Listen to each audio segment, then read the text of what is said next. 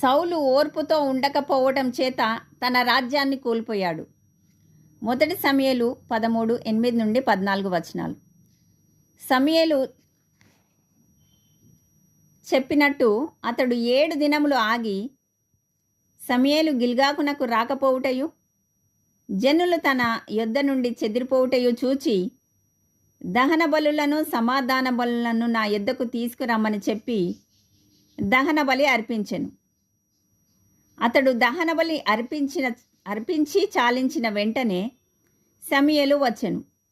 సౌలు అతనిని కలుసుకొని అతనికి వందనము చేయుటకై బయలుదేరగా సమూయేలు అతనితో, నీవు చేసిన పని ఏమని అడిగెను.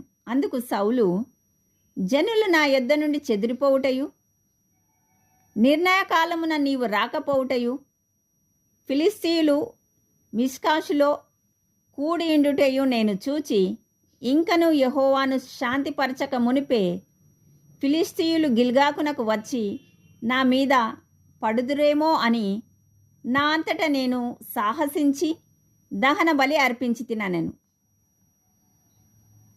అందుకు సమూయేలు ఇట్లనెను, నీ దేవుడైన యెహోవా నీకిచ్చిన ఆజ్ఞను గైకొనక నీవు అవివేకపు పని చేసితివి.